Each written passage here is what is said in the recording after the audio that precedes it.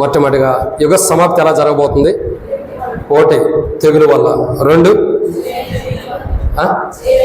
చేదు నీళ్ళ వల్ల, 3 సూర్య చంద్ర నక్షత్రం వల్ల, 4 చెప్పండి 4 రక్తంతో కూడిన మిళితమైన వడగళ్ళ వల్ల. ఇక 5వ మాట చూద్దామండి. ప్రకటన గ్రంథం 6వ అధ్యాయం.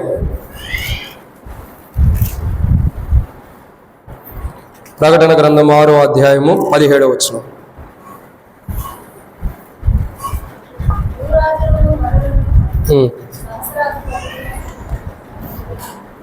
అది చదవండి. అక్కడ వాటర్ ఉన్నాయా?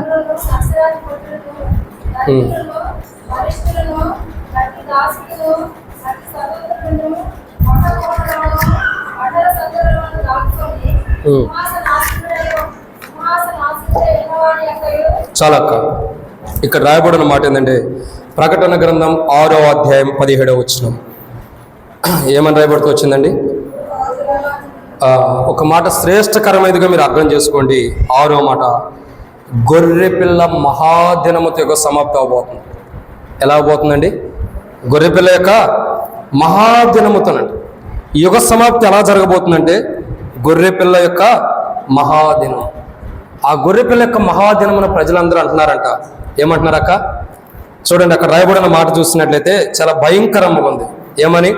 భూరాజులను, గనులను, సహస్రాధిపతులను, ధనికులను, బలిష్ఠులను, ప్రతి దాసులను, ప్రతి స్వతంత్రులను, కొండ గుహల్లోను, బండ సందులను దాగుకొని సింహాసనాసునుడై ఉన్న వారి యొక్క గొర్రెపిల్ల యొక్క ఉగ్రత మహాదినము వచ్చిందో. గొర్రెపిల్ల యొక్క మహాదినము. ఈ యుగ సమాప్తి ఎలా అవబోతుందంటే గొర్రెపిల్ల యొక్క మహాదినముతో అవబోతుంది. ఆ మహాదినం ఎలా ఉండబోతుంది? భయంకరమైన స్థితితో. ఆ మహాదినం ఎలా ఉండబోతుందండి? భయంకరమైన స్థితితో. అదే మాట ఇక్కడ రాయబడుతున్న మాట చదివినట్లయితే అది ఎలా ఉండబోతుందంటే తాళజాలలేనటువంటిదంట. ఏ మనుషుడు కూడా ఆ గొర్రెపిల్ల యొక్క మహాదినమున తాళజాలలేడంటే ఎవరు కూడా, అంటే నిలబడలేడు. అంటే మనుషుడు కూడా నిలబడలేనటువంటి దినము రాబోతుంది.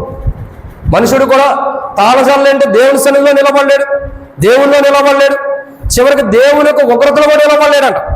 నిలబడలేక ఆ మహాదినమున ప్రజలందరూ ఏమంటున్నారు?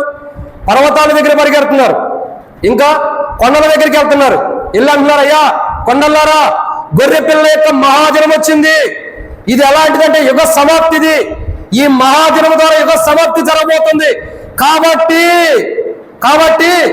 మమ్మల్ని మరుగు చేయండి కొండల దగ్గరికి వెళ్ళి మొరపెట్టుకుంటున్నారంట. దేని కొరకు? యుగ సమాప్తి జరగొద్దు, యుగ సమాప్తి జరగొద్దు. యుగ సమాప్తి జరిగితే, ఈ యుగ సమాప్తి వచ్చింది కాబట్టి ఈ యుగ సమాప్తి అయిపోతే మాకు నష్టం వచ్చేస్తుంది. మమ్మల్ని కాపాడేవాడు లేడు. యుగ సమాప్తిలో మమ్మల్ని కాపాడేవాడేడి? కొండల దగ్గరికి వెళ్తున్నాడు, పర్వతాల దగ్గరికి వెళ్తున్నాడు, మొరపెడుతున్నాడు, మమ్మల్ని దాచిపెట్టండి, మమ్మల్ని దాచిపెట్టండి. కొండల పర్వతాల దగ్గరికి వెళ్ళి మొరపెట్టుకుంటూ వస్తున్నాం, దాచిపెట్టండి. గొర్రెపిల్ల యొక్క మహాదినమున ఎక్కడ దాక్కున్నా బయటికి తీసుకొచ్చి ఆ మహాదినం ఏంటనేది కనపరచబడుతుంది. ఎక్కడ దాక్కున్నా సరే మనం తప్పించుకోవడానికి అవకాశం లేదు. ఏ సర్వ శరీరుడు కూడా ఆ దినమును తప్పించుకోవాలని బైబిల్ రాబడుతూ వచ్చింది. మహాదినము భయంకరమైనది. కొండల దగ్గరికి వెళ్ళి మొరపెడుతున్నారు మనుషులు. ఎందుకంటే అది యుగ సమాప్తి. యుగ సమాప్తం అవుతున్నప్పుడు ప్రజలు తట్టుకోలేక కొండల దగ్గరికి పరిగెడుతున్నారు. ఎక్కడికి వెళ్తున్నారండి? కొండల దగ్గరికి. అయ్యో కొండలారా, అయ్యో పర్వతాలారా, మీరు అనేక మందిని కాపాడారుగా, అనేక మందిని కాపాడుతూ వచ్చారు. అంత మాత్రమే కాదు, ఓడ అనేక దినములు కట్టబడుతూ వచ్చింది. జలప్రళయం వచ్చింది. జలప్రళయం వచ్చిన తర్వాత ఓడ కూడా వచ్చి నీ మీద ఆగింది కదా, కొండ మీద ఆగుతూ వచ్చింది కదా. అయ్యో కొండలారా, పర్వతాలారా, ఆ రోజు అంతమంది మనుషులు కాపాడినవారు, ఆ ఓడలో ఉన్నవారు కాపాడినవారు, ఈరోజు మమ్మల్ని కూడా కాపాడండి. కొండల దగ్గరికి వెళ్ళి మొరపెడుతున్నారంట ప్రజలు. పర్వతాల దగ్గరికి వెళ్ళి విచిత్రమైన సంఘటన చదవండి. అదే మాట చదవక్క మనం.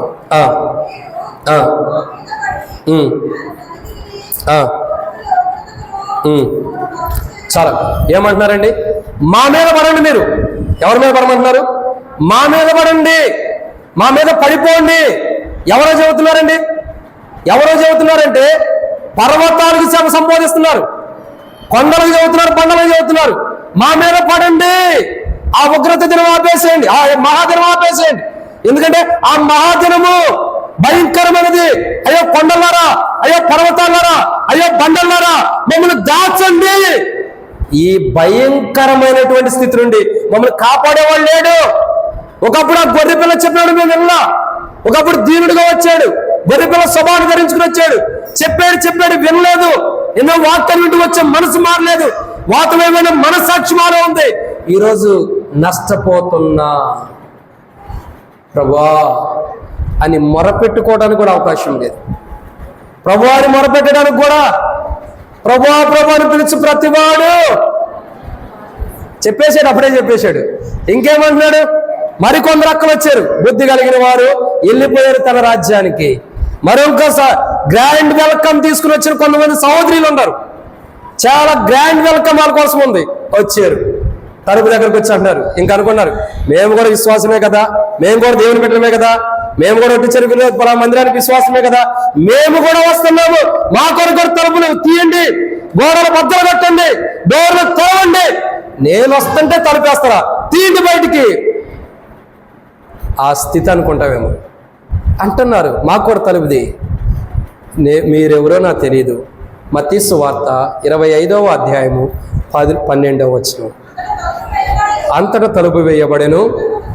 ఆ తర్వాత తక్కిన కన్యకలు వచ్చిరి, అయ్యా అయ్యా మాకు కూడా తలుపు తీయమని అడగగా అతడు, అందరూ వినండి మాట, అతడు మిమ్మును నేను ఎరుగనని నిశ్చయముగా, అంటే అర్థం ఏంటి? కన్ఫామ్ గా చెప్పేస్తున్నాడు, నేను మిమ్మల్ని ఎరుగను. ఇప్పుడు ఎక్కడికి వెళ్తున్నారు ఈ లెక్క?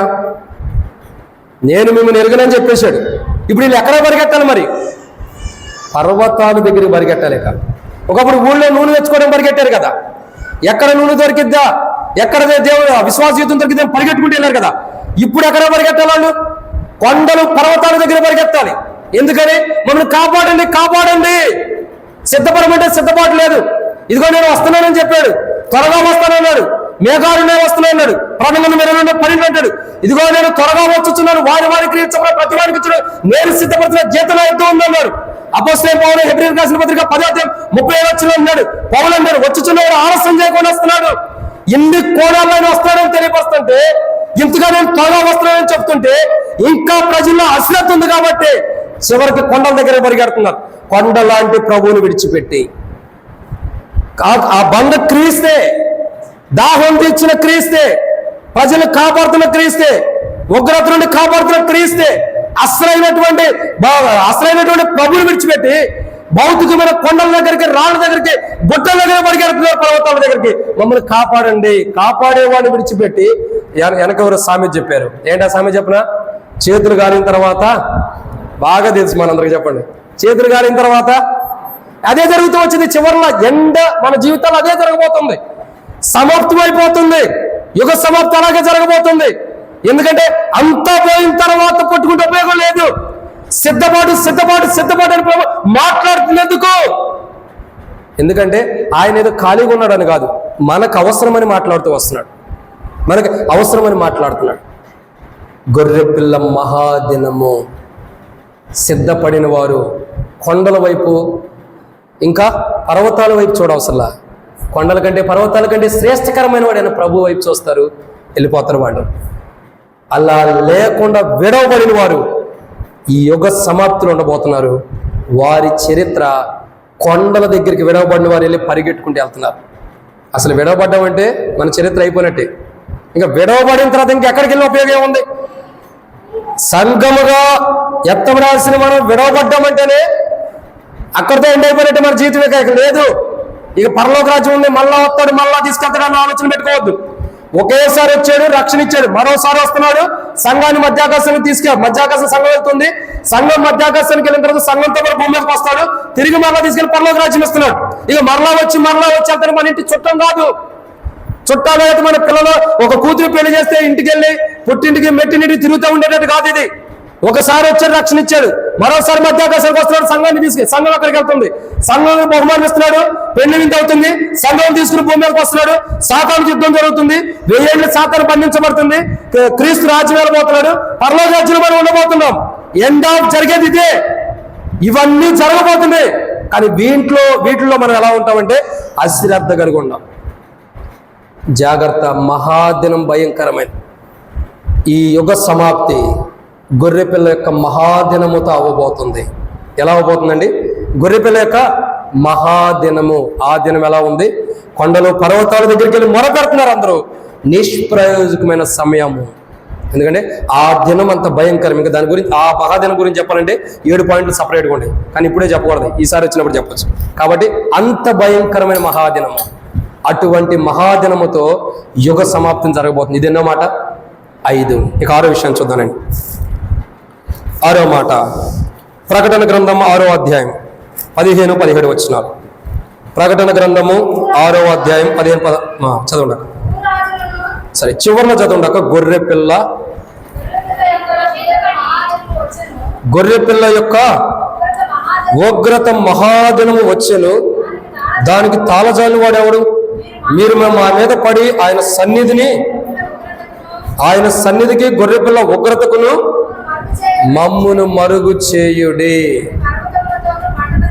చాలా. కాబట్టి ఇక్కడ రాయబడుతున్న ఎన్నో మాట అండి ఇది? 6వదిగా ఈ యుగ సమాప్తి ఎలా జరగబోతుందంటే గొర్రెపిల్ల యొక్క ఉగ్రతతో. ఎలా జరగబోతుందండి? గొర్రెపిల్ల యొక్క ఉగ్రతతో. నేను మొదటే చెప్పా, ఆయన ఎలా వచ్చాడు భూమి మీదకి? చెప్పండి, ఆయన ఎలా వచ్చాడు? ఒక్క 2 నిమిషాలు బయట తీసుకెళ్ళాక నేనే ముగిచ్చేస్తాను త్వరగా. ఎలా వచ్చాడండి? గొర్రెపిల్లకి వచ్చాడు. గొర్రెపిల్ల స్వభావం ఎలాంటిది? యజమానుడు ఎటు చూపిస్తున్నట్టు వెళ్తా ఉండేది. గొర్రెపిల్ల తిరగబడిద్దా? అవకాశం లేదు. కొన్ని గొర్రెలు తిరగబడతాయేమో, కానీ నిజమైన గొర్రెపిల్లకి స్వభావం తిరగబడడానికి అవకాశం లేదు. చక్కగా యజమాని ఉన్నారు. మీరు చూడండి, గొర్రెలు నడిపే కాపరి ముందరికి వెళ్తా ఉన్నప్పుడు గొర్రెలు ఏం చేస్తాయి? కాపరితో పాటు వెళ్తా ఉంటాయి. అంటే ఆ అక్క నోరు మూయొద్దక్క. కాబట్టి గొర్రెల యొక్క స్వభావం ముంగడిని అంబరిస్తూ ఉంటాయి. ఇది గొర్రెలు. అర్థమవుతుందండి? ఇది గొర్రె యొక్క స్వభావం. ఇంకోటి, గొర్రె యొక్క స్వభావం ఎలాంటిదంటే గొర్రె మేపోడు కానీ కసాయుడిని నమ్మిద్దంట. ఎవరు నమ్మిద్దండి? గొర్రె కసాయుడు. కసాయుడు అంటే ఎవరు చెప్పండి? ఎవరు? నేను నా నోటి దాకా వస్తుంది కానీ చెప్పకూడదు, కానీ చెప్పట్లేదు. కసాయుడు అంటే ఎవరు? ఒకసారి అంటే, అయ్యా ఇంత కసాయుడిని ఎట్ట చేసుకున్నాను అయ్యా అంటాం. అయ్యా ఇంత కసాయుడు నా గర్భం ఎట్ట పుట్టాడు అయ్యా అంటాం. ఏమంటాం? ఇంత కసాయుడిని ఎట్ట చేసుకున్నాను. వాళ్ళు కూడా అనుకుంటారు, ఇంత కషాయాన్ని ఎట్లా పెళ్లి చేసుకున్నాను. సరే, అదంతా మనకు వదిలేండి. కాబట్టి కషాయోడు అంటే అర్థం ఏంటి? ఒక రకంగా చెప్పాలంటే నమ్మిన వారిని హతమార్చేవాడు అని అర్థం. ఎవరు? నమ్మినటువంటి వాళ్ళని హతమార్చేవాడు. గొర్రె ఎవరు నమ్ముతుంది? కషాయం నమ్మింది. నమ్మినప్పుడు ఏం చేశారు? హతమార్చారు. అందుకే అన్నారు కదా, ఆయన రక్తం మా మీద మా పిల్లల మీద ఉన్నాయి అంటున్నారు. ఇప్పుడు ఎవరు హతమార్చారు? ఆయన సిలువేని అన్నారు. సో గొర్రె పిల్లకు స్వభావం ఏంటంటే యజమానుని నమ్ముతుంది, తర్వాత అవి ఎవరైనా తన చంపుతున్నప్పుడు కూడా దేనత్వం కలిగి ఉండేది. ఇది గొర్రెపిల్ల యొక్క స్వభావం. ఈ గొర్రెపిల్ల ఉగ్రత దినము. ఇప్పుడు గొర్రెపిల్ల స్వభావం ధరించుకుని వచ్చినప్పుడు మనం ఆయన స్వీకరించాం, కానీ కాపాడుకోకపోతే ఉగ్రత దినం ఒకటి ఉంది. ఈ ఉగ్రత దినంలో మార్చబడుతుంది. ఎలా ఉన్నది? గొర్రెపిల్ల గాత్ర ఏమైపోతూ వచ్చిందండి? ఇప్పుడు యోధా గోత్రపు సింహము రారాజు అవుతూ వచ్చింది. ఇక రాజులకు రాజును ఓర్నల్లా ఇప్పుడు ఏమి జరుగుతూ వచ్చింది? ఉగ్రతతో రాబోతుంది. సింహము ఒక జింకను వేటాడాలన్నా, ఒక చిన్న కుందేళ్ళు వేటాడాలన్నా మెల్లగా వెళుతుందా? అది పరిగెడుతుంటే మెల్లగా పరిగెట్టిద్దా? దాని పవర్ ఏంటో చూపించింది. అడుగులకు అడుగులు, ఒక్కొక్క అడుగు మరొక అడుగు దాటుకుంటూ ఊపుతో స్పీడ్గా పరిగెట్టుకుంటూ వెళ్తుంది. ఎందుకు? ఆ ఎదురున్నటువంటి దేన్నైతే వేటాడాలో దాన్ని పట్టుకోవడం కొరకు. గొర్రెపిల్ల యొక్క ఉగ్రత దినం అలాగే ఉండబోతుంది. గొర్రెపిల్ల యొక్క ఉగ్రత దినం, మహాదినం, ఉగ్రత దినం భయంకరమైన స్థితిలో ఉంది. వేటాడి వేటాడి వేటాడి ముగింపు తీసుకురాబోతుంది ఈ లోకానికి, ఈ యుగానికి. భయంకరమైన ఉగ్రత రాబోతుంది. ప్రజలకు అర్థం కాదు. ఇప్పుడు చెప్పిన బుర్రలోకి ఎక్కడం కష్టం, మైండ్లోకి రావడం కష్టం.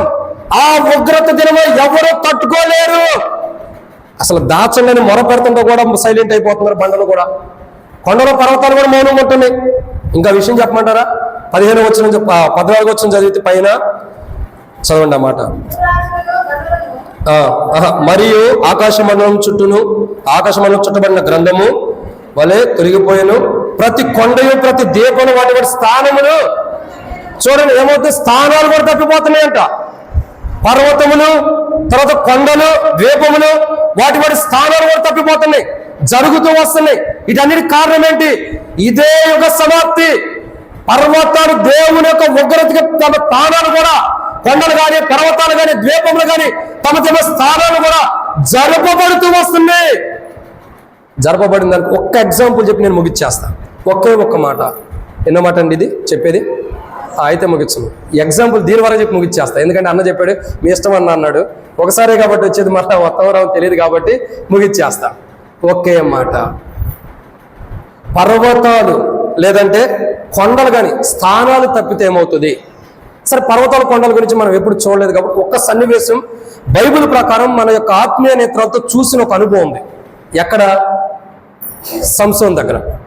సంసోను సరే చేసిన తప్పును బట్టి పట్టబడ్డాడు. ఎవరన్నా ఉన్నారండి సంఘంలో సంసోను అని? పొరపాటు నుండి మిమ్మల్ని కాదు, క్షమించండి. సరే, ఎందుకంటే ఈ యొక్క ఉంటాయి. ఒకరోజు వర్తమానం చెబుతూ సమాధానం చెబుతుంటే ఆ సంఘంలో సమాధానం అనే అక్క ఉందంట. ఇక తర్వాత అంటే అన్న నా గురించే చెప్పేవాడు. అక్క పొరపాటు, అక్క నీ గురించి కాదు, వాక్యాన్ని గురించి చెప్పాను. సో అట్లా ఉంటారు, అట్లా తప్పు అనుకోవద్దు, క్షమించండి. సంసోను చేసిన తప్పును బట్టి పట్టుబడ్డాడు. ఎలా తీసుకెళ్ళింది? ఒక గుడి ఉంది, అది 2 స్తంభాల మీద ఆధారపడింది. ఆ 2 స్తంభాల మధ్యలో సంసోను తీసుకెళ్ళినప్పుడు సంసోను ఏం చేస్తూ వచ్చాడు? ఆ స్తంభాలని అటు ఇటు జరుపుతాం ద్వారా ఏమవుతూ వచ్చింది? వాటి స్థానాలు తొలగిపోయింది. ఏమవుతూ వచ్చిందండి? వాటి స్థానాల నుండి తప్పిపోతూ వచ్చింది. తప్పిపోవటం ద్వారా ఏం జరుగుతూ వచ్చింది? సంసోను యొక్క జీవితం ఎంతమందిని చెప్పాడో దానికంటే కూడా ఆ రోజు చంపబడిన వారు ఎక్కువ మంది అంట. అంటే ఎందుకు చెబుతున్నానంటే వాటి స్థానాలు తప్పుకోవడం ద్వారా ఏమైంది? ముగింపు వచ్చేసింది. ఆ గుడికి ఏమైపోయింది? అదంతా కూడా మళ్ళీ ఎలా ఉందా అలా ఉందా? రాలిపోయింది, పడిపోయింది, ప్రజలు చచ్చిపోయారు, స్లాబ్లు కానీ ఏముండగాని మొత్తం రాలిపోతూ వచ్చినాయి. ఆ దినాల్లో ఉండేదో తెలియదు కానీ మొత్తం సమాప్తం అవుతూ వచ్చింది. ఎందుకని? స్థానాలు తప్పిపోతే ప్రమాదం ఉంది. అదవుతుందండి. ఇప్పుడు ప్రతి కొండయు ప్రతి దీపమును స్థానాలు తప్పించబడిను. వాటి స్థానాలు తప్పిపోయినాయి. స్థానాలు తప్పిపోయినట్టు ఏమైంది? ఇక నష్టం అన్నది జరుగుతుంది. నష్టం అనేది జరిగిందని అర్థం. ముగింపు అన్నది జరిగిందని అర్థం. ప్రమాదం అన్నది వచ్చిందని అర్థం. ప్రమాదం సంసోను ఆ యొక్క 2 స్తంభాలు జరపడం ద్వారా ఎలా సంప్రాప్తి వచ్చిందో అలాగే ఒక దినమున, గొర్రెపిల్ల యొక్క ఉగ్రత దినమున ప్రమాదం అన్నది ఈ యుగంలో మనుషులకి ఒక్కసారిగా సంప్రాప్తి అవబోతుంది. సంసోను ఆ గుడి ఉన్న స్తంభాలు ఇట్లా జరుపుతుంటే అందరూ నవ్వారు. ఓ వీడి కళ్ళు పోయి, వీడు పిచ్చోడు, అట్లాంటి ఇట్లాంటి నవ్వారు. కానీ నవ్విన వాళ్ళందరూ ఏమయ్యారు? ఏడవడానికి కూడా లేరు. నవ్విన వాళ్ళందరూ ఏడవడానికి ఉన్నారా? సచ్చి శవాలై ఉన్నారు. అర్థం చేసుకోండి, గొర్రె పిల్ల యొక్క మహా ఉగ్రత ఎలా ఉండబోతుందంటే మనం ఆ రోజు తప్పించుకోవడానికి అవకాశం లేదు, జారుకోవడానికి అవకాశం లేదు, తప్పుకుని ఎక్కడైనా పారిపోవడానికి లేదు. కొండలు కానీ పర్వతాలు ద్వీపాలు వాటి స్థానాలు తప్పించబడుతున్నాయి అంటే ప్రమాదం నెత్తి మీద తప్పించి ఉంటుంది. ఈ యుగం అన్నది అలా సమాప్తం చేయబడుతుంది. యుగ సమాప్తి ప్రమాదముతో జరగబోతుంది. దేవుని ఉగ్రత దినం అంటే అకస్మాత్తుగా వచ్చే ప్రమాదంతో జరగబోతుంది. ఎప్పుడు మనకు ప్రమాదం వచ్చిందో తెలియదు. బైక్ మీద వెళ్ళేటప్పుడు, నడుచుకుంటూ వెళ్ళేటప్పుడు ప్రమాదాలు కాదండి. ప్రభు ఉగ్రత, ఆ భయంకరమైన దినం ఎప్పుడు వచ్చిందో తెలియదు. సిద్ధపడి ఉండాలి. మనం బల్ల దగ్గరికి సమీపించాలి, ప్రభు బలని ఆశ్రయించాలి. ఆషామాషిక బలలో పాల్గొనొద్దు. బలలో పాల్గొనేవాళ్ళు కూడా చాలా మంది ఎలా ఉంటారంటే ప్రతి ఆదివారం ఎలా పాల్గొంటాం అలాగే ప్రతి ఆదివారం ఏం చేయబడుతూ వచ్చిందని మిమ్మల్ని మేము పరీక్షించుకున్న వారు మీకు కుడి చేయత్తండి అని ఎత్తుతాం. అదే ప్రకారం మరొకసారి కూడా మీరు కుడి చేయత్తండి. బలలో పాల్గొన్న, దేహంలో పాల్గొన్నవాడు యథాస్థితే. కానీ మనం ఏ రీతిలో ఎత్తుతున్నాం? గత వారం ఉండే ఆయుష్ ఈ వారం లేదు నీకు, గత వారం ఉండే ఆరోగ్యం ఈ వారం లేదు, గత వారం ఉన్నటువంటి సంవత్సరాలు ఈ రోజు నీకు లేదు. ప్రతిరోజు ఒక రోజు మీద పడుతూనే ఉంది. ప్రతిరోజు నువ్వు పెరుగుతూనే వస్తున్నావు. ప్రతిరోజు మార్పు వస్తున్నప్పుడు నువ్వు ఎత్తే చెయ్యిలో కూడా చేస్తున్న స్వభావం ఎందుకు మారట్లేదు? మనస్తత్వం ఎందుకు మారట్లేదు? ఎప్పుడు చిన్నపిల్లలాగా ఉన్నావా? ఇప్పుడు పెద్దవాడు అయ్యావు, పెళ్లి చేసుకున్నావు, పిల్లలు పుట్టారు, లేదంటే నువ్వు ఇంకో పిల్లలకు పెళ్లి చేసే స్థితికి వచ్చేసావు. ఇంత వచ్చినా చేతులు మారుతున్నాయా? మారట్లా. అంటే అటువంటి స్వభావం మారట్లా. బలలో పాల్గొనే స్థితి మారాలి, బలలో ప్రవేశించే స్థితి మారాలి, బలలో చేయవెత్తి పాల్గొనే స్థితి మారాలి. యథాస్థితిగా రావద్దు. యథాస్థితిగా పాల్గొంటే నష్టం తెచ్చుకుంటాం. ఒకరోజు యథాస్థితిగా పాల్గొనేవారు ఎలాంటి వారంటే వాత వేయబడిన మనస్సాక్షి లాంటి వారు. వాత వేయబడిన మనస్సాక్షి అంటే వాళ్ళ దగ్గరికి వస్తారు, ప్రభా ఈ వారం అంతా నేను టీవీ చూసే ప్రభా, సీరియల్ చూసే ప్రభా, అక్కడికి ఇక్కడికి కొట్లాట్లు పెట్టే ప్రభా, కొట్టుకున్నాం తిట్టుకున్నాం ప్రభా, నా భర్తతో కూడా సమాధానం లేదు, వచ్చే వారం నుండి నమ్మకం ఉంటే ఈ వారానికి ఎట్ట కూడా కానిచ్చే, నీకు వందనాలు ప్రభా. బలలో పాల్గొంటాం. మరలా వచ్చేవారు ఇదే స్థితే. ఏ మార్పు లేదు. బైబిల్ అనేది ఏ భేదం లేదు. అందరుగా మనం వచ్చింది ఏ భేదం లేదు. ప్రతి వారమే వింతే అనాలి మనం. ఎలా? ప్రతి వారం వింతే. అందరూ చెప్పండి, ఏ భేదం లేదు. అందరూ చెప్పండి, ఏ భేదం లేదు. అందరూ చెప్పండి, ఏ భేదం లేదు. అందరూ చెప్పండి, మీరు చెప్పండి అమ్మా, ఏ భేదం లేదు అనండి. వాళ్ళు కరెక్ట్. ఏ భేదం లేదు. అందరూ అదే స్థితిలోకి వచ్చేస్తారు. ఎందుకని? మార్పు లేదు, నూతన స్వభావం మనలో లేదు. ప్రాచీన పురుషుడు సిలువేయబడ్డాడు, కానీ నూతన స్వభావాన్ని మనం కొనసాగించలేకపోతున్నాం. గొర్రె పిల్ల యొక్క దినము, ఈ లోకం, ఈ యుగ సమాప్తి జరగబోతుంది. యుగమంతా కూడా, లేదంటే భూమి, ఈ యొక్క కనబడుతున్న యుగంలో ఉండేటువంటి ప్రజలందరూ కూడా సమాప్తం జరగబోతుంది. అయితే ఆ గొర్రె పిల్ల యొక్క ఉగ్రత భయంకరమైన, తట్టుకునేవాడు లేడు, తప్పించుకున్నాడు. కాపాడేవాడే శత్రువు అయితే ఇంకెలా తప్పించుకోగలుగుతాం? తప్పించుకునే దినాలు కూడా కావాలి. కాబట్టి ఇప్పుడు తప్పించుకోవడానికి అవకాశం ఉంది. ఆ గొర్రెపిల్ల ఉగ్రతలో మన మీదన్నా ప్రవేశించి బలహీనతలు మనలో ఉంటే సరి చేసుకుని యుగ సమాప్తి గొర్రెపిల్ల ఉగ్రత ద్వారా జరగబోతుంది. 7వ మాట చూసి ప్రార్థనలో ప్రవేశిద్దాం రండి.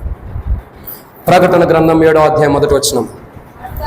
అటు తర్వాత ప్రకటన గ్రంథము 7వ అధ్యాయం 1వ వచనం. భూమి యొక్క 4 దిక్కులు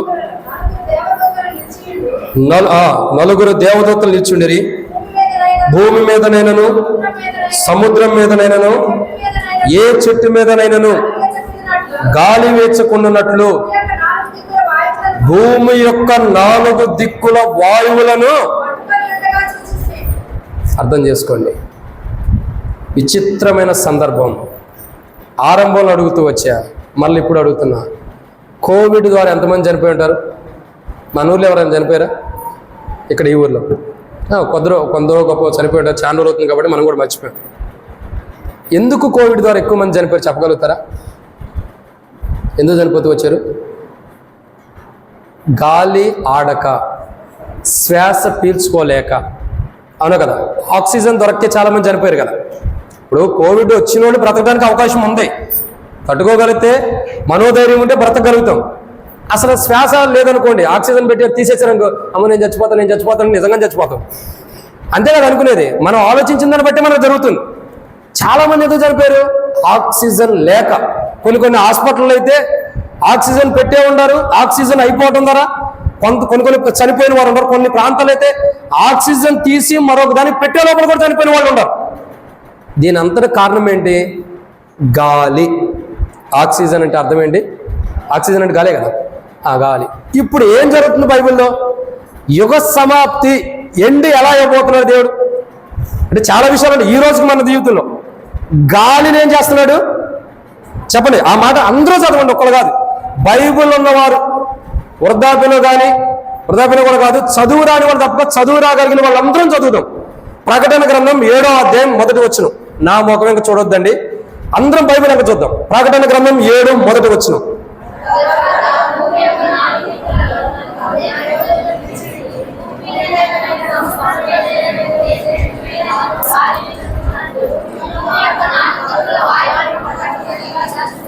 చాలా ఏమని రాయబడుతూ వచ్చింది? భూమి యొక్క 4 దిక్కుల వాయువు ఏమవుతుంది? పట్టుకున్నాడు అంట. గాలిని ఎవరైనా పట్టుకోగలుగుతారా? ఆయన పట్టుకోగలడు. అందుకే నీకు పోలిన వాడెవరు, నీతో సమమైన వారెవరు? ఆయనతో పోలినవాడైన సమానమైన వారు లేరు. గాలినే పట్టుకోగలిగిన వాడైనా తన దూతకు ఆజ్ఞాపిస్తున్నాడు. అటు తర్వాత భూమి యొక్క 4 దిక్కుల్లో 4 దూతలు నిల్చుండిరి. భూమి మీదనైనా, సముద్రం మీదనే, ఏ చెట్టు మీదైనా గాలి వేచుకున్నట్టు భూమి యొక్క 4 దిక్కుల వాయువును పట్టుకొని ఉండగా. ఇప్పుడు ఏం జరిగింది? భూమి యొక్క 4 దిక్కుల్లో గాలి ఆడకోకుండా ఇటు పట్టివేయబడింది. గాలి వీచే గాలి, వాయువు గాలి ఏమవుతూ వచ్చింది, ఒక చోట దాచబెడుతూ వచ్చింది. భూమి మీద ఉన్న గాలి మొత్తం ఒక సీసాలోకి వచ్చేసింది. ఇప్పుడు భూమి మీద ఉన్న గాలి మొత్తం సీసాలోకి వస్తే భూమి మీద యుగంలో ఉన్న ప్రజలు ఏమవుతారు? భూమి మీద నీళ్లు ఉన్నాయి. మనకు అర్థమయ్యే రీతిలో చెబుతున్నాను. 40 దినంలో ప్రచండ వర్షం పడింది. ఆకాశం తూములు విప్పబడి ప్రచండ వర్షం పడింది. వర్షం పడిన తర్వాత భూమి మీద ఏముంది? వర్షం ఉంది. భూమి అంతా నిండిపోయింది, వర్షం ఉంది. మరి మొట్టమొదటగా ఓడలో నుండి బయటికి విడిచిపెట్టింది ఏంటి? కాకి. కాకి యొక్క స్వభావం ఏంటి? సాధ్యమైతే చచ్చిపోయిన వాళ్ళు తినిద్ది, కుక్కల్ని నక్కల్ని తినిద్ది, చచ్చిపోయిన వాళ్ళు ఏదో పెంట తింటా ఉండిద్ది. అవునే కదా? అందుకే దాని స్వభావం ఏంటంటే చనిపోయిన వాళ్ళందరూ నీళ్ళ మీద ఉంటారు కాబట్టి అది తింటా ఉంది. మంచి భోజనం దొరికిందని చెప్పి తిరిగి రాకుండా ఆడే ఉంది. కొంతకాలం అయింది, మళ్ళీ పౌరాన్ని విడిచిపెట్టారు, అదేళ్ళు తిరిగి వచ్చింది, మళ్ళీ సరే సందర్భం అయిపోయింది. భూమి మీద నీళ్లు వేసరగా అనే గాలి వేసగా ఏమవుతూ వచ్చింది? భూమి అంతా కూడా ఆరిపోతూ వచ్చింది.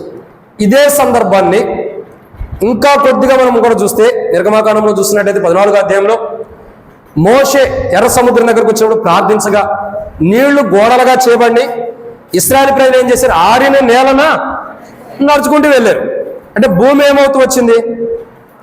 గాలి ద్వారా ఏమైపోతుంది? ఆరిపోతూ వచ్చింది. ఎంత బురదైనా కానీ ఆగిపోతే మొత్తం కూడా ఆరిపోతూ వచ్చింది. ఇప్పుడు మన బట్టలే ఉంటాయి, వాష్ చేసి బయటేస్తాం. ఎందుకని? గాలికి ఆరుతాయి అని చెప్పి. గాలి వీచడం ద్వారా బట్టలు ఏమవుతాయి అంటే ఆరిపోతూ ఉంటాయి. మీరు చూడండి, ఎండ కంటే కూడా గాలికే ఎక్కువ ఆరుతాయి తెలుసా? ఇప్పుడు బాగా బట్టలు తడిచిపోయినాయి అనుకోండి, బైక్ ఎక్కేమో, బైక్ మీద స్పీడ్కి వెళ్తా ఉన్నాం అనుకో, వెళ్ళే లోపల ఆరిపోతూ ఉంటాయి. ఎందుకని? ఆ గాలికి బట్టల్లో ఉన్న తేమ కూడా పోతూ ఉంటుంది. సో ఈ యొక్క గాలి అంత బలమైనది, అంత శ్రేష్టకరమైనది కూడా. ఈ గాలి ఉండటం ద్వారా మానవుడు బ్రతకగలుగుతున్నాడు. భూమి మీద మానవుడు బ్రతకగలుగుతున్నాడు. మానవుడు ఏమనుకుంటాడంటే నా ధనము, నా ఆస్తి, నా ఐశ్వర్యం నన్ను బట్టి నేను బ్రతకగలుగుతున్నాను అనుకుంటాను. దేవుడు వాయువును ఉంచడం ద్వారా భూమి మీద ఏమవుతుందండి? బ్రతకగలుగుతూ వస్తున్నాం. ఇప్పుడు అదే వాయువుని మనం బ్రతకడానికి కారణమైంది. నీళ్లు లేకపోతే కొన్ని రోజులు బ్రతకొచ్చు, ఆహారం లేకపోతే కొన్ని రోజులు బ్రతకొచ్చు, వస్త్రాలు లేకపోతే కొన్ని రోజులు బ్రతకొచ్చు, పోనీ దేహం ఏదన్నా అనారోగ్యం వస్తే కొన్ని రోజులు బ్రతకొచ్చు. అసలు మనం బ్రతకడానికి ప్రాముఖ్యమైనది ఏంటి? గాలి. అదే గాలి బిగబట్టేస్తున్నాడు. యుగ సమాప్తి. బిగబట్టడం ద్వారా ఏం జరుగుతుందండి? జంతువులైనా మనుషులైనా ఇంకా భూమి కూడా తడిచిపోయింది అనుకోండి, లేదా వడగండ్లతో అప్పటికే కాలిపోతుంది అనుకోండి, భూమి కూడా రక్తమయమైపోయి కాలిపోతూ ఉంది. ఇప్పుడు అసలు గాలి ద్వారానే ఏదైనా ఆగాలన్నా మండాలన్నా అసలు గాలే దేవుడు ఆపేసాడు. యుగంలో ఉన్న మనుషులకు కానీ, యుగంలో ఉన్నటువంటి సమస్తం కానీ, భూమికి కానీ, ఆకాశ చంద్ర నక్షత్రములు కానీ సమస్తానికి కూడా అసలు గాలి మొత్తం ఆపేయబడుతూ వచ్చింది. ఇప్పుడు ఏమైంది? గాలి ఆగిపోతే ఇక్కడ కూర్చున్న మనం అందరం అట్లాగే పక్కకు పడిపోతాం, లేచి వెళ్తాం మన ఇంటికి. ఇప్పుడు ఫ్యాన్ సరిగ్గా తిరగకపోతే దాని ఇంకా 4 సార్లు చూస్తాం. గాలి ఆపేస్తున్నాడు దేవుడు. వాయువుని ఆపివేగా యుగ సమాప్తి. ఇంకేముండిది? గాలి ఆపేస్తే గాలి మొత్తాన్ని బిగబట్టాడు అనుకోండి, ఇంకేముంది అక్కడ? యుగంలో ఉన్న మనుషులందరూ పోతున్నారు. దేవుడిచ్చిన సౌందర్యం కలిగినటువంటి ఆ వనంలో నుండి బయటకు వచ్చి యుగాన్ని ఆరంభించిన మనుషులందరూ కూడా పోతున్నారు. పోయిన తర్వాత ఇంకేముండిది? సూర్యుడు పోతున్నాడు, చంద్రుడు అవుతుంది, భూమిలో 3వ భాగం పోతుంది. భూమి ఇంకా చాలా మంది చెప్పాల్సిన మాటలు. భూమి ఎలా మొత్తం నష్టపోతుంది, చంద్రుడు, నక్షత్రములు, సూర్యుడు, చంద్రుడు ఎలా అవుతున్నారు, ఇంకా చాలా విషయాలు ఉన్నాయి. ఇంట్రడక్షన్ మాత్రం. ఈ వర్తమానం మొత్తం ఆరంభమే మీకు. ఇంక ఇది అసలైన వర్తమానం కాదు, ఇదే ఆరంభం. ఇక్కడి నుంచి మరలా 72 పాయింట్లు ఉన్నాయి. సో అవన్నీ చెప్పడానికి టైం కుదరదు, దీంతోనే ముగిస్తున్నాం. అర్థమవుతుందండి? చాలా లోతుగా అర్థం చేసుకుంటే వాయువు, ఈ గాలి, ఇదంతా కూడా ఆపేయటం ద్వారా యుగంలో ఉన్న మనుషులు యుగ సమాప్తి. గాలి వీచకపోతే చెట్టు నష్టపోయింది, గాలి వీచకపోతే మనిషి నష్టపోతాడు, గాలి వీచకపోతే భూమికి నష్టం ఉంది. సో దీన్ని అంతడం ద్వారా గాలి వీచకపోతే నష్టము. ఈ గాలినే ఇటన్నిటికన్నా ప్రాముఖ్య విషయం. మానవుడు ప్రాణం బ్రతికొండటానికి కారణమైన గాలిని బిగబట్టేస్తున్నాడు. 7:1 10 సార్లు చదవండి. ప్రకటన గ్రంథం 7వ అధ్యాయం 1వ వచనం. ఇంటికి వెళ్ళిన తర్వాత తర్వాత భూమి యొక్క 4 దిక్కుల్లో దేవదూతలు ఇచ్చిండు. భూమి మీద నేను, సముద్రం మీద, చెట్టు మీద నేను గాలి వేచుకున్నట్లు భూమి మీద, సముద్రం మీద, చెట్ల మీద గాలి వేచకుండా. చూడండి, భూమి మీద, చెట్ల మీద, సముద్రం మీద కూడా గాలి వేర్చుకోకుండా ఏం చేస్తున్నాడు? బిగబట్టేసాడు. కష్టం. భూమి మీద ఉండవారికి ఒక సమాప్తి వస్తుంది. సముద్రము దానిలో ఉండవారికి ఒక సమాప్తి వస్తుంది. చెట్లు దానికి సంబంధించిన వారికి కూడా దానికి సంబంధించిన వాటికి కూడా యుగ సమాప్తే. ఇదే సమాప్తం. అర్థమవుతుందండి? భూమి మీద ఉండవారు, చెట్లు సంబంధించినవి, సముద్రంలో ఉండవి, అన్నిటికీ గాలి బిగబట్టేయబడింది. 4 దిక్కుల, సముద్రానికి 4 దిక్కుల, భూమికి 4 దిక్కుల, చెట్లకు చుట్టుపక్కల ఉన్న 4 దిక్కుల గాలి బిగబట్టబడింది, పట్టుకొనబడింది. ఇక ఎవ్వరూ లేరు. భూమి సమాప్తము, సముద్రం సమాప్తం అవుతున్న అనుభవాలు వచ్చేస్తున్నాయి. ఎందుకంటే అటువంటి అనుభవం, సముద్రం అంటే సముద్రంలో ఉన్న జీవరాశులు కూడా, ఇంకా చెట్లు లేకపోతే మానవుడికి ఆక్సిజన్ కష్టం. సమస్తం, 1 కాదు 2 కాదు. ఇప్పుడు చెప్పండి, ఈ మాట చెప్పి నేను ముగిచ్చేస్తాను, అయిపోయింది. ఒక ప్రాంతం కాదు, ఒక మొబైల్లో ఒక స్టేటస్ చూసేది. ఇప్పుడు మనం దాటుకుంటూ వచ్చేసాంలేండి. ఒక స్టేటస్ చూసా. ఏంటి ఆ స్టేటస్ అంటే, ఒక యవనస్తుడు పెట్టాడు. ఏమని పెట్టాడంటే, ఒక చెట్టు పెట్టాడు, దానికి ఒక ఏసీ పెట్టాడు. చెట్టు పెట్టాడు, దానికి ఒక ఏసీ పెట్టాడు. ఒక ఇల్లు పెట్టాడు, దానికి ఒక ఏసీ పెట్టాడు. నాకు అర్థం కాల ఆ ఇమేజ్ చూసినప్పుడు. చెట్టుకి ఏసీ ఉంది, ఇంటికి కూడా ఏసీ ఉంది. అరే ఇదేంద్ర, చెట్టుకి ఎట్లా ఏసీ పెట్టాడు? పిచ్చోడే పెట్టాడా ఏంటని నేను ఆలోచించాను. తర్వాత అర్థం చేసుకుంటే ఆలోచించగా దీంట్లో ఏదో మర్మం ఉందని ఆలోచిస్తే, చెట్టు నుండి వచ్చే చల్లటి గాలి కానీ, చెట్టు నుండి వచ్చేటువంటి ఆక్సిజను ఎండాకాలంలో మానవుడికి ఎంతో మేలుకరమైనది ఉండి చల్లదనాన్ని ఇస్తుంది. కానీ శ్రేష్టకరమైన దాన్ని చెట్టును మానవుడు ఏం చేస్తున్నాడు? కొట్టివేసుకుంటున్నాడు. కొట్టివేయడం ద్వారా ఏమవుతుంది? చెట్టు నీళ్ళను వదిలిపెట్టి ఏసీ నీళ్ళను కోరుకుంటున్నాడు. అర్థమవుతుందండి? అసలు స్వచ్ఛమైన దాన్ని వదిలిపెట్టి మానవుడి ద్వారా నిర్మితమైన దాని కొరకు ఎదురు చూస్తున్నాడు. అంటే అర్థం చేసుకుని నాకు అక్కడ అర్థమైంది ఏంటంటే, దేవుడు సృజించిన ద్వారా మేలుంది, మనం సృజించుకున్న వాటి ద్వారా నష్టం ఉంది. చెట్టు దగ్గరికి వెళ్ళి కూర్చుంటే కరెంటు ఉండాలి, లేకపోతే చల్లదనం ఉంది. మన ఇంట్లో వేసి కూర్చుంటే కరెంటు పోతే మళ్ళీ యథాస్థితిగానే వచ్చేసేస్తాం. ఇక్కడ అర్థం చేసుకోండి, సమయము ఇచ్చిన దాన్ని నష్టపరుచుకోకూడదు, ఉండదాన్ని సద్వినియోగపరచుకోవాలి. ఈరోజు బల్ల దగ్గరికి వచ్చిన మనం, ప్రభు మన కొరకై వాయువుని లోకంలో ఇంకా ఉంచుతూ వచ్చాడు. ఏంటిది? గాలి, వాయువు. సముద్రం మీద ఉంచుతున్నాడు, చెట్లకి ఉంచుతున్నాడు, భూమి మీద కూడా ఉంచాడు. తీసివేలా. కానీ తీసేయడానికి దినాలైతే వచ్చేసినాయి, తీసేయడానికి రోజులైతే వచ్చేసినాయి. ఇదే మిక్కిలి సమయం అయితే నష్టపోతాం. ప్రియులారా, చాలా ఓర్పుగా ఉన్నారు. ఒక తీర్మానం మనకు అవసరం. ఒక తీర్మానం. యుగ సమాప్తి ఎలా జరగబోతుంది? యుగ సమాప్తి సూచనలు ఎన్ని ఉన్నాయి? మనం చూసిన దాంట్లో 14 చూసే యుగ సమాప్తికి. యుగ సమాప్తి ఎలా జరగబోతుంది చెప్పండి. మొట్టమొదటిగా యుగ సమాప్తి తెగులుతో, 2 చేదు నీళ్లతో, 3 సూర్యచంద్రులతో, 4 అందరూ ఒక మాట చెప్తే నాకు వినపడదు, రక్తముతో, 5 చెప్పగలుగుతారా బ్రదర్స్ అన్నా? అయ్యో, ఇప్పుడు వెనకబడి ఉంటే కష్టమే. యుగ సమాప్తి అయిపోతే నష్టపోతాం. రిమైండ్ మళ్ళా ఫస్ట్ నుండి. తెగులుతో, 2 చేదు నీళ్లతో, 3 సూర్యచంద్ర నక్షత్రంతో, 4 రక్తముతో, 5 గొర్రెపిల్ల మహాదినముతో, 6 గొర్రెపిల్ల యొక్క ఉగ్రతతో, 7 గాలితో. ఇవి ఇంట్రడక్షనే. ఇంకా యుగ సమాప్తిలో ఈ ఆరంభం. అసలైన యుగ సమాప్తి ఎలా ఉందనేది ఇంకా చాలా ఉన్నాయి. ఇది ఆరంభం మాత్రమే. యుగ సమాప్తి ఎలా జరగబోతుంది? యుగ సమాప్తి అంటే ఈ భూమి, ఈ ఆకాశం, ఈ చంద్ర నక్షత్రం, దీనిలో ఉన్న మనుషులు సమాప్తం అవబోతున్నారు. ఆ సమాప్తం జరిగే టైంలో మనం విడవబడి ఉంటే మనం నష్టపోతాం. ఆ సమాప్తం సమయంలో మనం ఎత్తబడే స్థితిలో ఉండాలి. సంఘము ఎత్తబడే స్థితిలోకి రావాలి. విడవబడే స్థితిలోకి మనం రాకూడదు. విడవబడ్డామా మన చరిత్ర చాలా దారుణంగా ఉంటుంది. ఈరోజు బల్ల దగ్గరికి వచ్చాం. ఏమని బలలో పాల్గొనబోతున్నాం? ప్రభు ఒక మాట రాయబడుతూ వచ్చింది. ప్రభు యొక్క వాక్యం అపోస్తలుడైన పౌలు కొరింథీయులకు రాసినటువంటి మొదటి పత్రిక. అపోస్తలుడైన పౌలు కొరింథీయులకు రాసిన మొదటి పత్రిక 10వ అధ్యాయం 15-16 వచనాలు. 17వ వచనం కూడా, బుద్ధిమంతులతో మాట్లాడినట్లు మీతో మాట్లాడుచున్నాను, నేను చెప్పు సంగతిని మీరే ఆలోచించుడి. మనము దీవించు ఆశీర్వచనపు పాత్రలోనిది త్రాగుట క్రీస్తు రక్తంలో పాలు పుచ్చుకున్నట్టే కదా. మనము విరుచు రొట్టె తినుట క్రీస్తు శరీరంలో పాలు పుచ్చుకున్నట్టే కదా. మనమందరము ఆ ఒకే రొట్టెలో పాలు పుచ్చుకున్నాము. రొట్టె ఒక్కటే గనక అనేకులమైన మనము ఒక్క శరీరమై ఉన్నాము.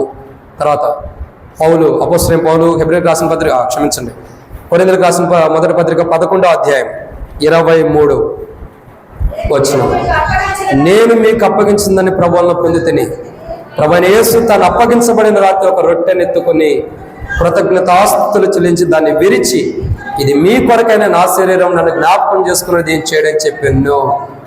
ఆ ప్రకారమే భోజనమైన పిమ్మడైన పాత్రను ఎత్తుకుని, ఈ పాత్ర నా రక్తమైన క్రొత్త నిబంధన, మీరు దీన్ని త్రాగినప్పుడల్లా నన్ను జ్ఞాపకం చేసుకున్నట్టుకై దీన్ని చేయడం చెప్పాను. మీరు ఈ రొట్టె తిని పాత్రను త్రాగినప్పుడల్లా ప్రభు వచ్చే వరకు ఆయన మరణం ప్రచురించెదరు. కాబట్టి ఎవడు అయోగ్యంగా ప్రభు యొక్క రొట్టె తినను లేక ఆయన పాత్రను త్రాగునో వాడు ప్రభు యొక్క శరీరం గురించి రక్తమును గురించి అపరాధి. ఈరోజు మన ప్రశ్న ఏంటంటే, ఇన్ని మాటలు చదువుకున్నాం, బుద్ధిమంతులతో మాట్లాడినట్టు మనతో మాట్లాడుతున్న వాక్యము. ఈరోజు మనం చివరిలో ఒక మాట చదువుకున్నాం, ఎవడు అయోగ్యముగా, ఏమని రాయబడుతూ వచ్చిందండి? ఎవరు ప్రభు యొక్క శరీరం గురించి అపరాధి అగునో, అపరాధిగా బలలో పాల్గొంటున్నామా? బుద్ధిమంతులతో మాట్లాడిన రీతి, బుద్ధిమంతులు సరి చేసుకున్న రీతిలో ప్రభువుని జ్ఞాపకం చేసుకోవాలి. నన్ను జ్ఞాపకం చేసుకునండి. ఇంకా నన్ను జ్ఞాపకం చేసుకునే ప్రభు అంటే ప్రభు యొక్క వాక్యం ప్రభువుని జ్ఞాపకం చేసుకోవడానికి బల్ల, ప్రభు మరణాన్ని ప్రచురించడానికి బల్ల, ప్రభు వచ్చి మనం తీసుకెళ్తాడని దానికి సాదృశ్యమైనది బల్ల, క్రొత్త ధనం కొరకైన బల్ల ధర క్రొత్త ధనం వస్తుంది. ఈరోజు భయంకరమైన యుగ సమాప్తిని మనం ఉండకోకుండా తప్పించబడాలి. యుగ సమాప్తికి వెళ్తున్నామంటే అపరాధులుగా ఉండామని అర్థం, అయోగ్యులుగా ఉండామని అర్థం, యోగ్యమైన జీవితం లేదని అర్థం. యుగ సమాప్తిలో మనం ఉండకూడదంటే ప్రభువుని ఇప్పుడు జ్ఞాపకం చేసుకుందాం, ప్రభువుని స్మరణకు తెచ్చుకుందాం, గమనానికి తెచ్చుకుందాం. ప్రభు వాళ్ళ దగ్గరికి వద్దాం. ప్రభువా, నిన్ను జ్ఞాపకం చేసుకుంటున్నా, నువ్వు వచ్చి నన్ను తీసుకెళ్తావు. ఒకప్పుడు నా బలహీనతలు క్షమించు, ఈరోజు మరలా జ్ఞాపకం చేసుకుంటున్నా, నాలో ఈ బలహీనత నుండి సరిచేయి. నాలో అపరాధంతో కూడిన జీవితం ఉంది, అయోగ్యమైన జీవితం ఉంది, బలహీనతతో కూడిన ఉండే, సరిచేయి. ఆ యుగ సమాప్తి భయంకరంగా ఉంది. మేము అప్పుడు కొండల దగ్గరికి, పర్వతాల దగ్గరికి వెళ్ళే ప్రయోజనం లేదు. నన్ను కనుక్కొనిచ్చు, నా మీద కృపను చూపించు. నేను అపరాధిగా ఉంటే యుగ సమాప్తి నాకు రావచ్చేమో, అయోగ్యముగా ఉంటే యుగ సమాప్తి నాకు రావచ్చేమో. ఆశీర్వచనటువంటి పాత్రలో పాల్గొంటున్నాను, కానీ సరైన ఆశీర్వచనంతో కూడిన జీవితం నాలో లేదు. యుగ సమాప్తి నాకు నా కుటుంబానికి రావచ్చు. ఆ ఉగ్రత నుండి తప్పించు. అపరాధిగా ఉండి నేను క్షమాపణ అడుగుతున్న బల దగ్గరికి వచ్చి, నిన్ను జ్ఞాపకం చేసుకుంటున్నా, నీవే నా అపరాధం క్షమించగలవు, నా యోగ్యమైన జీవితాన్ని నువ్వే క్షమించగలవు, నా బలహీనమైన జీవితాన్ని నువ్వే క్షమించగలవు, చల్లారిపోయిన నా ప్రేమ చల్లారిపోయిన జీవితాన్ని నువ్వే క్షమించగలవు. ప్రభు దగ్గరికి వద్దాం. ప్రార్థన అంటే నా ముఖం చూడొద్దండి, మోకాళ్ళ మీదకి రండి అందరూ. ప్రార్థన.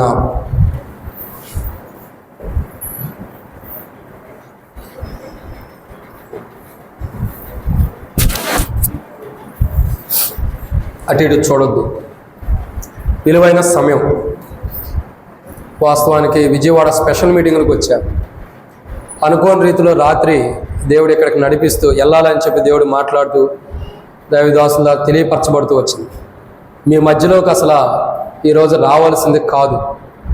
ఎందుకో దేవుడు హైదరాబాద్ నుండి విజయవాడ స్పెషల్ మీటింగ్లు ఆ తర్వాత మీ దగ్గరికి నడిపించాడు.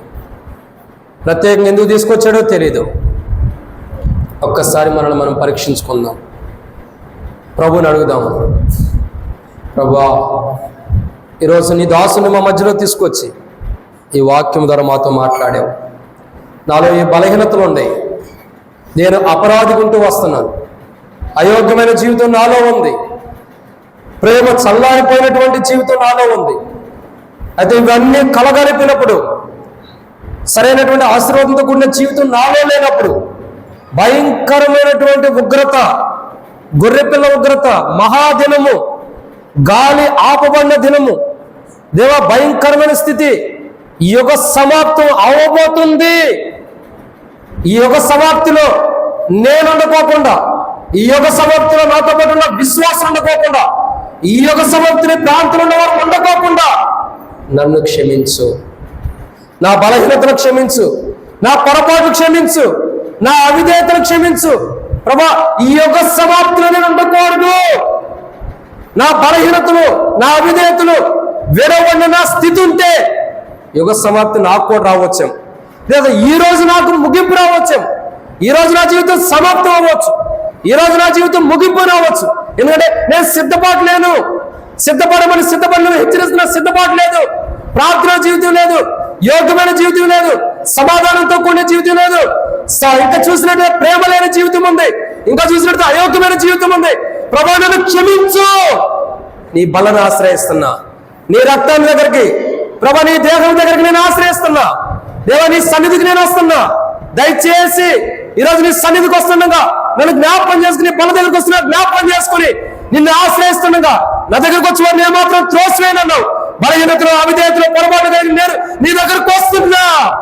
భయంకరమైన ఉగ్రత నా మీదకి రాకమునిపే, ఆ భయంకరమైన ముగింపు సమాప్తి నా జీవితంలో, నా కుటుంబం జరగక మునిపే నాలో ఉన్న పొరపాట్లు, అవిధేయతలు నేను ఒప్పుకుంటున్నా, నన్ను క్షమించు. నాలో ఉన్న తప్పుదములు నేను ఒప్పుకుంటున్నా, క్షమించు. నాలో ఉన్న పొరపాట్లు నేను ఒప్పుకుంటున్నా, క్షమించు. ఇదిగో నాలో పొరపాట్లు ఉన్నాయి, సమాధానం లేదు, నాలో నా కుటుంబంలో లేదు, బల దగ్గర లేదు, సంఘం దగ్గర లేదు, దీని బలంలో పాల్గొంటూ కూడా సమాధానం లేదు, కలవరంతో ఉందా. ఈ కలవరం సమాధానం తొలగించు. ప్రేమ లేదు, ఆ ప్రేమ ఏ ప్రేమ కోల్పోయిందని తిరిగి ఇవ్వు ప్రభా. దానికి కారణం నేను, నన్ను క్షమించు. ఈ అన్ని బలహీనతలు పెట్టుకుని బలంలో పాల్గొంటే నాకు, నా కుటుంబానికి ఒక సమాప్తి రావచ్చు. ఆకాను చేసిన ఒక తప్పు తన కుటుంబం మొత్తం నాశనం అవుతూ వచ్చారు. ఆకాను చేసిన ఒక తప్పు కుటుంబం మొత్తం నష్టం అవుతూ వచ్చారు. నేను ఈరోజు సరిగ్గా ఒప్పుకోకపోవటం ద్వారా, సరి చేసుకోకపోవడం ద్వారా, బలహీనతలు బల దగ్గరికి వచ్చి ఒప్పుకోకపోవడం ద్వారా, సరైన విధంగా నేను జ్ఞాపకం చేసుకోకపోవడం ద్వారా నాతో పాటు కుటుంబాన్ని నష్టపోవచ్చేమో. ఆ నష్టం నా కొద్ది ప్రభా, నా పాప క్షమించు ప్రభా. యేసుక్రీస్తు నామములో విశ్వాసం ప్రార్థిస్తున్నాను. ఎవరైనా ప్రార్థిస్తే మీ కుడి హస్తం మీ తలగన పైకెత్తించడం మీకోసం ప్రార్థన చేస్తా. ఎవరైనా ఉన్నారా?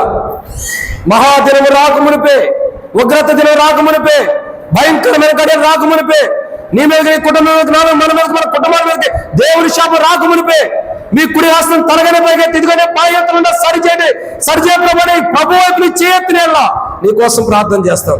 సోదరి యేసు ప్రభు నిన్ను క్షమించను గాక, సోదరి యేసు ప్రభు నిన్ను క్షమించను గాక, సోదరి యేసు ప్రభు నిన్ను కూడా క్షమించను గాక, సోదరి యేసు ప్రభు నిన్ను కూడా క్షమించను గాక. ఇంకా ఎవరైనా ఉన్నారా? భయంకరమైన యొక్క సమాప్తం జరగబోతుంది, గాలిని కూడా ఆపేయబోతుంది. సోదరి యేసు ప్రభు నిన్ను కూడా క్షమించను గాక. తలగంటే పైకి ఎత్తించండి మీ చేతులు. ఇంకా ఎవరైనా ఉన్నారా? ఇంకా ఎవరైనా? యుగ సమాప్తి భయంకరమైన స్థితిలో జరగబోతుంది, గాలి ఆపబడుతుంది, పర్వతాల దగ్గరికి మొరపెట్టినప్పుడు అవకాశం ఉండదు.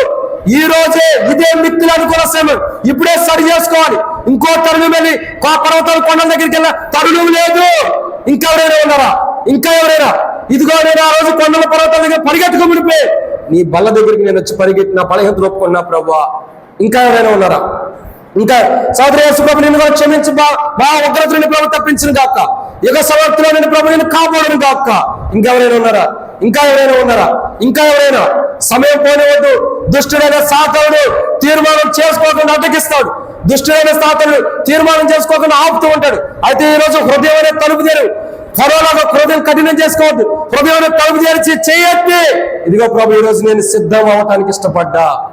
యుగ సమాప్తిని నేను తప్పించమని ఇంకెవరైనా అడుగుతుంటే మీ కుడి హస్తం మీ తలగన పైకెత్తించండి. ఇంకెవరైనా ఉన్నారా? ఇంకా ఎవరైనా? ఇంకా ఎవరైనా? మిక్కిలి అనుకోని సమయం పోతే నష్టపోతాం. చేయడానికి సిగ్గుపడొద్దు. ఓ రోజు ప్రభు నిన్ను గురించి సిగ్గుపడవచ్చు. ఎందుకంటే ఎవరైతే భూమి మీద నన్ను సిగ్గుపడకుండా ఒప్పుకుంటే వారి నిమిత్తం పర్వతంలో తండ్రి ఎదుట సిగ్గుపడకుండా ధైర్యం ఒప్పుకుంటారు అన్నాడు. ఈ రోజు నువ్వు సిగ్గుపడకుండా సోదరి యేసు ప్రభు నిన్ను క్షమించా ఉగ్రతను తప్పించును గాక. ఈ రోజు నువ్వు సిగ్గుపడకుండా ధైర్యంగా చేయెత్తితే ఒక దినాన ప్రభు నీ గురించి సిగ్గుపడ్డాడు. ఇంకా ఎవరైనా ఉన్నారా? ఇంకా ఎవరైనా? ఇంకా ఎవరైనా సరే, సమయం పోతుంది, నష్టపోవద్దు, తరుణం పోతే ఇదే ముగింపు దినం అవ్వచ్చు, మందిరం నుండి వెలుపడికి వెళ్ళిన తర్వాత ముగింపు అవ్వచ్చు, ఇంటికి వెళ్ళే లోపలే ముగింపు అవ్వచ్చు, చెయ్యెత్తే లోపలే ముగింపు రావచ్చు. తరుణం ఇస్తున్నాడు. ఇంకెవరైనా ఉన్నారా? ఇంకా ఎవరైనా హృదయం తెరవాలి. ఇంకా ఎవరైనా ఉన్నారా? ఇంకా ఎవరైనా? చివరిగా ముగిస్తున్నాం. ప్రేమతో విన్నపిస్తున్నాం. మీ ఇంట్లో ఒక సభ్యుడిగా, ఒక సహోదరుడిగా, ఒక అన్నగా, ఒక తమ్ముడిగా, ఒక కుమారుడిగా ప్రేమతో విన్నపిస్తున్నాం. మరలా ఇంకా ఎవరైనా ఉంటే సరి చేసుకోండి. ఇంకెవరైనా ఉన్నారా? ఇంకా ఎవరైనా? చివరిగా ప్రార్థన. ప్రేమ కలిగిన తండ్రి, చేయెత్తి తీర్మానం చేసుకున్న వారి యొక్క తీర్మానాలు, అందరి తీర్మానం స్థిరపరచమని. భయంకరమైన యుగ సమాప్తి జరగబోతుంది. వింటేనే మాకు కొద్ది కష్టంగా ఉంది. రియల్గా అయితే ఇంకెంత ప్రమాదంగా ఉంటుందో. ఆ భయంకరమైన ఉగ్రత దినం నుండి, ఆ భయంకరమైనటువంటి దేవా మహా దినము నుండి, గాలి ఆవిర్భవిస్తున్న దినముల నుండి, ఆ దారుణమైనటువంటి యుగ సమాప్తి నుండి మమ్మల్ని తప్పించని ప్రభువుని ఎవరైతే చేయతి తీర్మానం చేశారో వారందరినీ తప్పించండి. ఇంకా చేయడానికి కూడా సిగ్గుపడి మనసులో తీర్మానం చేసుకుంటే దయచేసి మీ సన్నిధిలో విన్నపిస్తున్న వారిని కూడా క్షమించి, వారి తీర్మానాలు కూడా స్థిరపరిచి భయంకరమైనటువంటి ఈ యుగ సమాప్తి నుండి తప్పించండి.